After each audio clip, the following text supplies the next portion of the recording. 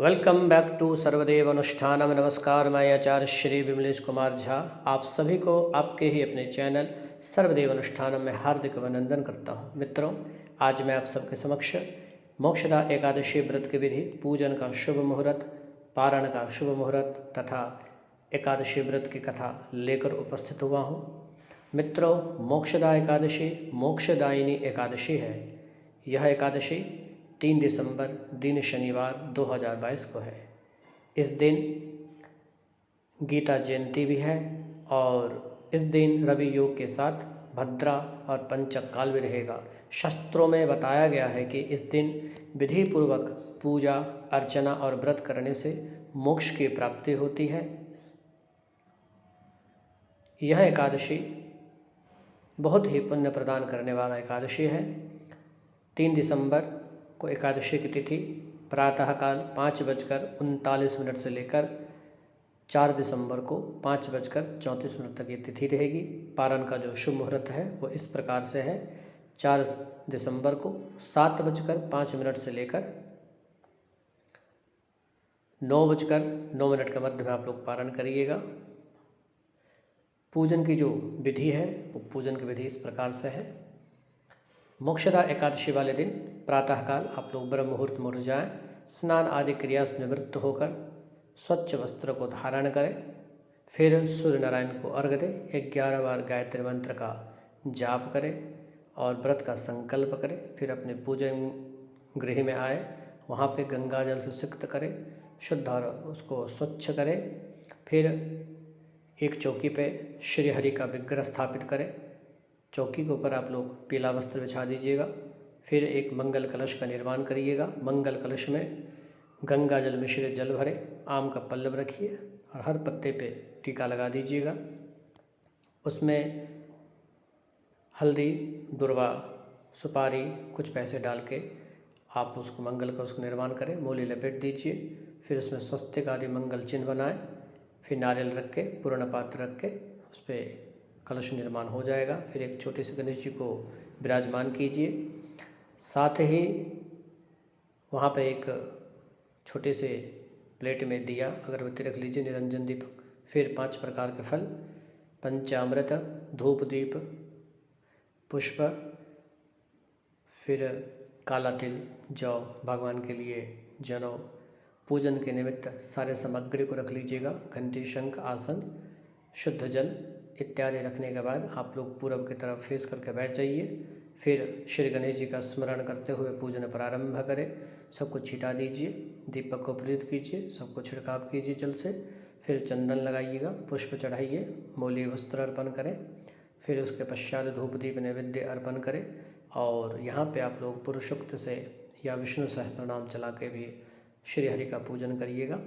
ओम नमो भगवते श्री वासुदेवाय, ओम नमो नारायणाय, इन मंत्रों को बोलते हुए भी आप लोग जाप करते हुए श्री हरि का पूजन करिएगा। फिर भगवान के चतुर्भुज स्वरूप की जो मूर्ति है लक्ष्मी नारायण सहित उनका पूजन करें। पंचामृत स्नान कराइएगा, शुद्ध जल स्नान करा के विधि विधान के साथ पूजन अर्चना करें।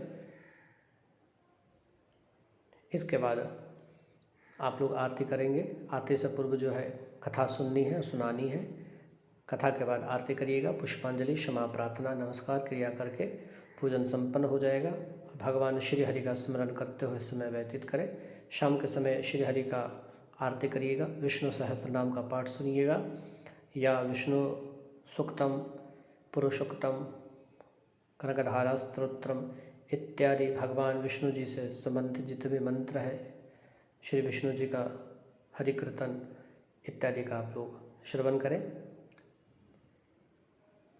और आप लोग का फलाहार एक आहार फलाहार लेना है।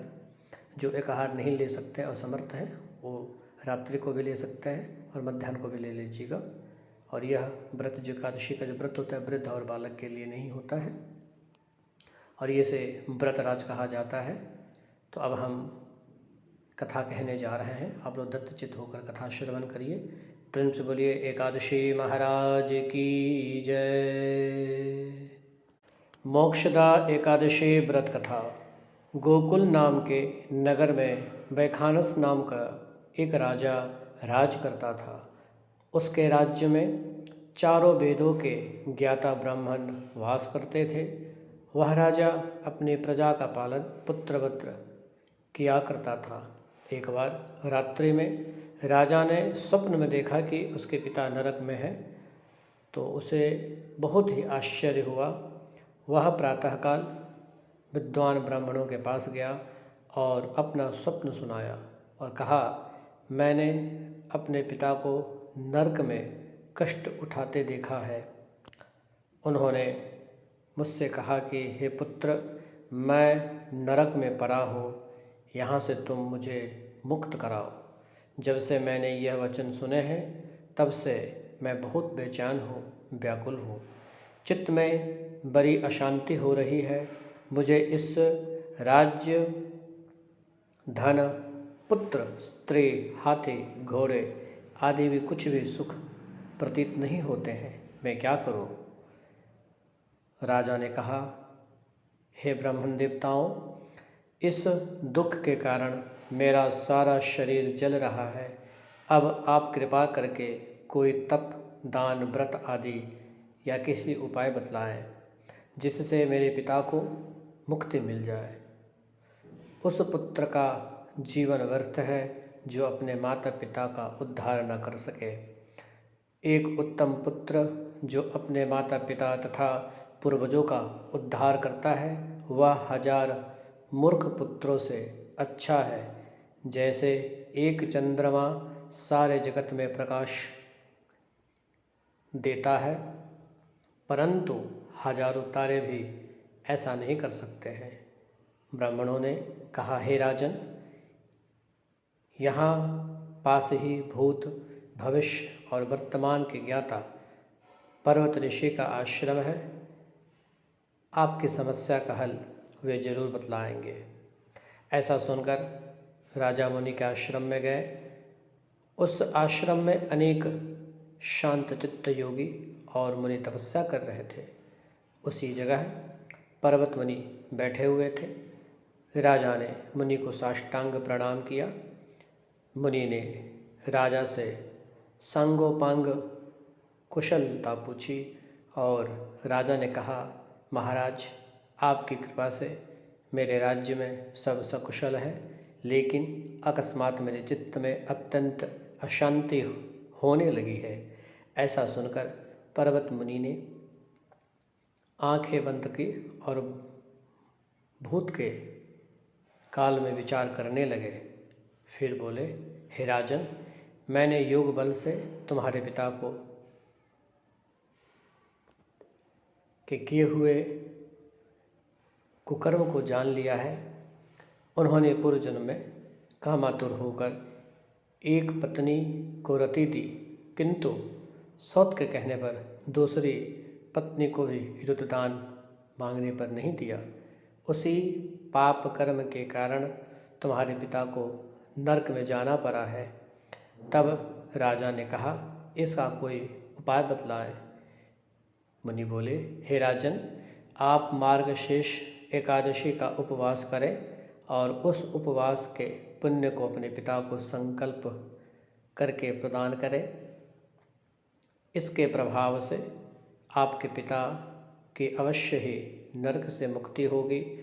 मुनि के ऐसे वचन सुनकर राजा महल में आया और मुनि के कहने के अनुसार कुटुंब सहित मोक्षदा एकादशी का उपवास किया और इस उपवास का पुण्य अपने पिता को अर्पण कर दिया। इसके प्रभाव से उसके पिता को मुक्ति मिल गई और स्वर्ग में जाते हुए पुत्र से कहने लगे, हे पुत्र, तेरा कल्याण हो। यह कहकर स्वर्ग चले गए। मार्गशीर्ष मास के शुक्ल पक्ष के मोक्षदा एकादशी का जो व्रत करते हैं उसके समस्त पाप नष्ट हो जाते हैं। इस व्रत से बढ़कर मोक्ष देने वाला और कोई व्रत नहीं है। साथ ही यह धनुर्मास की एकादशी कहलाती है। अतः इस एकादशी का महत्व कई गुना और भी बढ़ जाता है। इस दिन गीता का पाठ अनुष्ठान अवश्य करें। विष्णु सहस्त्र नाम का पाठ करें। प्रतिदिन थोड़ी देर गीता अवश्य पढ़ें। तो इस प्रकार से मोक्षदा एकादशी का जो व्रत महात्म्य है व्रत की कथा है, संपन्न हुई। प्रेम से बोलिए एकादशी महाराज की जय, एकादशी महाराज की जय, एकादशी महाराज की जय। ओम नमो नारायणाय। मित्रों, इस वीडियो से संबंधित सारे महत्वपूर्ण बिंदुओं को डिस्क्रिप्शन में दिया गया है, तो आप लोग वहां जाकर ज़्यादा से ज़्यादा जानकारी को प्राप्त करिएगा और कथा का लिरिक्स वीडियो सब से संबंधित सारे जानकारी आपको वहाँ मिलेगा। मित्रों, आप लोग अपना प्रेम व स्नेह इसी प्रकार बनाए रखें और आप लोग स्वस्थ रहें, चिरायु रहें, दीर्घायु रहें। भगवान श्री हरि सदैव अपनी कृपा दृष्टि आपके और आपके परिवार के ऊपर बनाए रखें। बहुत बहुत आभार, बहुत बहुत धन्यवाद। कल्याणमस्तु, शुभम भवतु, आयुष्यमते, स्वस्ति, आयुष्यमते, स्वस्ति। ओम।